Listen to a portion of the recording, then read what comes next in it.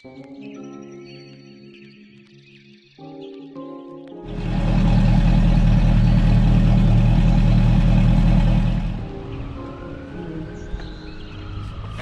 to rig it up. New blue cable. Kind of do a little dry fitting, you know, just kind of see where everything is going to go. Had to use a couple adapters to take the old motor from a 7-pin to the new pin. With this adapter here, it does, what this does is this goes into my old loom. It has 1, 2, 3, 4, 5, 6, 7 pins, and it takes it out to that.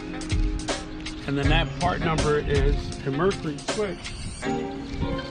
This is a typical Mercury kit that has that part number that does that.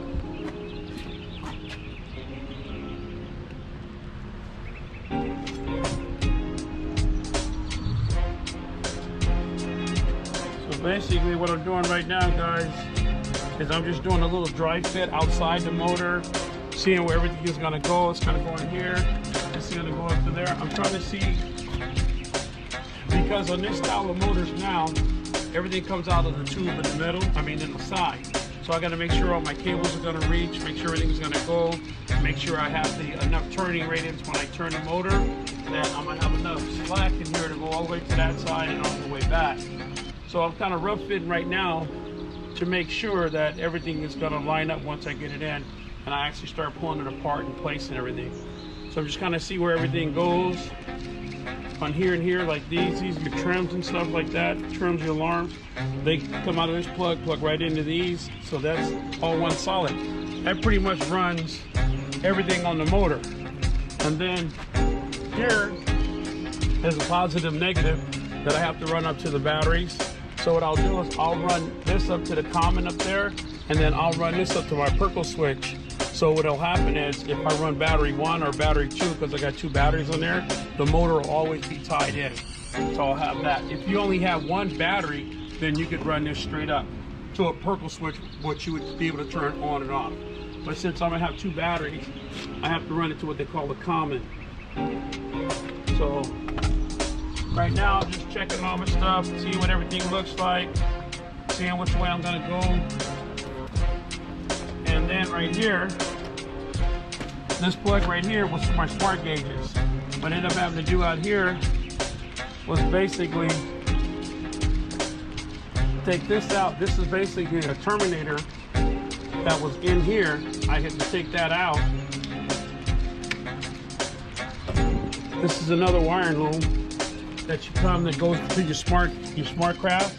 It didn't come with that. It had to come separate, but there's a cool little trick that we watched that we were trying to figure out where this was, and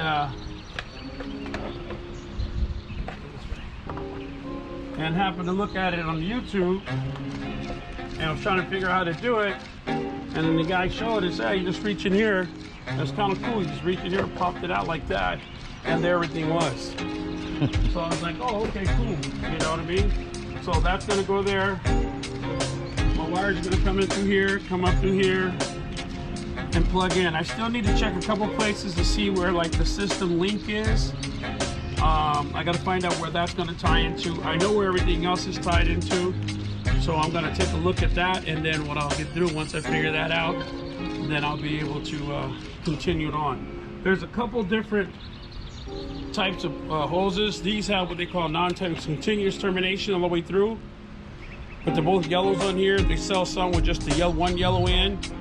They have tests you have to put a terminator on, and then they sell some without it. So there's like 3 different ones. So you need to make sure you know which one to get when you're gonna put this thing together. All right, guys, I gotta do a little bit more research on a couple of wires on here, and then I'll get back to you and we'll continue putting this thing together. This is the dash all stripped out.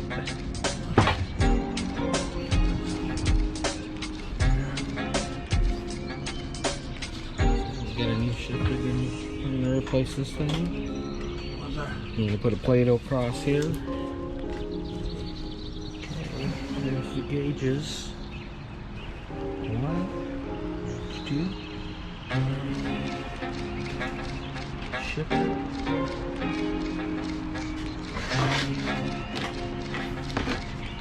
Shifter cables.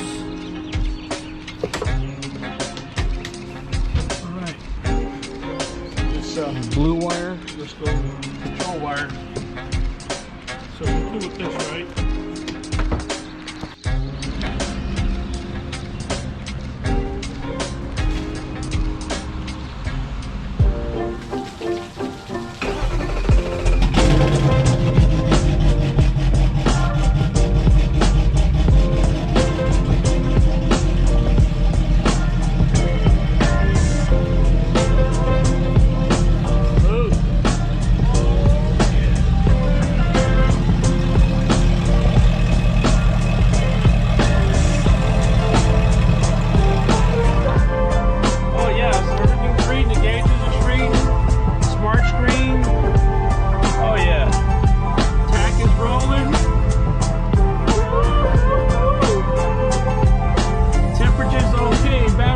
Okay, PSI is okay.